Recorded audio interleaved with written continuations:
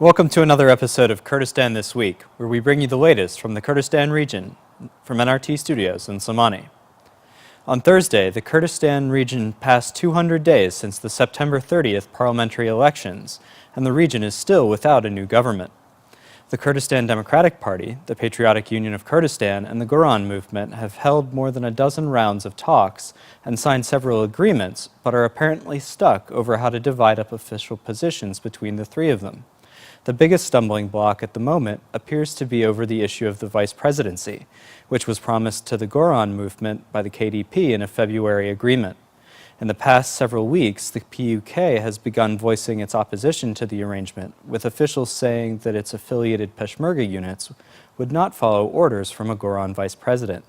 The PUK initially floated the idea of creating a second vice president position, but has recently appeared to harden its stance, with the party's spokesperson saying on Wednesday that it would oppose a second vice president post held by a Goran official.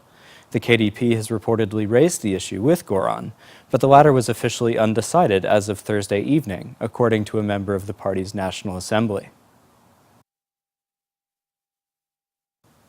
The Commission of Integrity has found that levels of corruption increased in the Kurdistan region in 2018 compared with the previous year. The finding was included in the Commission's annual report on corruption, which was released on Monday.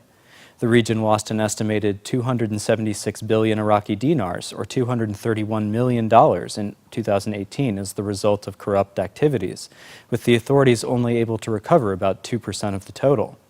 Head of the Commission's press office, Sarkel Hashim, said that the lack of an independent court to prosecute crimes uncovered by the Commission has led to effective impunity for corrupt officials. He added that courts had issued 57 arrest warrants in 2018, but only 29 of them were executed. 170 cases were referred to the courts in 2018, which then ruled on 33 cases and referred 30 others back to the Commission for further investigation. 107 cases are still being processed through the courts, the Commission said. Corruption is endemic in the Kurdistan region, but few leaders have made tackling the problem a priority, despite acknowledging that it exists. Iraq as a whole ranked 168th out of 180 countries on the Corruption Perception Index for 2018, according to Transparency International.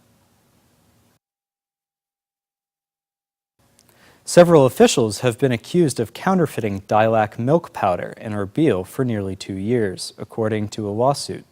Dilac is a powdered milk product made by Vietnam-based company Vinamilk, but officials have been putting milk powder imported from Iran into Dilac cans and selling them to markets and pharmacies in Erbil. Vinamilk has filed a lawsuit in an Erbil court against the factory, which was operating without a permit. The Directorate of Health Monitoring in Erbil has taken over the factory and seized 24,000 cartons of fake Dilac in the last week, according to an NRT digital media reporter. The officials, which include 10 members of the military, have not yet been arrested despite the lawsuit against them. Police officials declined to say why the arrests have not yet been made.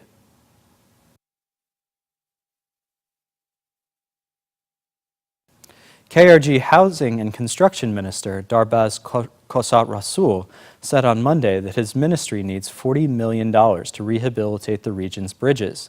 Rasul told NRT Digital Media that the recent flooding has exacerbated an already critical problem, adding that many bridges were aging and have needed repairs for some time.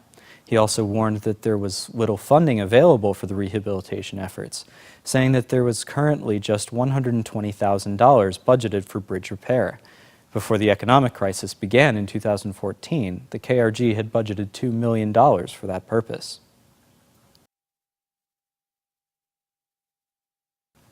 Dozens of Kurdish farmers protested in Baghdad on Tuesday, saying that the central government has not paid them for 3 years of wheat harvests. NRT digital media reporter Ahmed Mohammed said that the farmers gathered in Tahrir Square and then later at the presidential palace and called on the central government to make payments on wheat harvests for 2014, 2015, and 2016. A farmer told NRT digital media that the central government owes him more than 185 million Iraqi dinars, or $155,000 for the crops that he harvested during that period in the Kurdistan region. He added that the Minister of Trade has said that an additional 75 billion dinars is needed to pay the money owed to farmers in the Kurdistan region. He called on the Federal Ministry of Finance to add the money to the country's agriculture budget.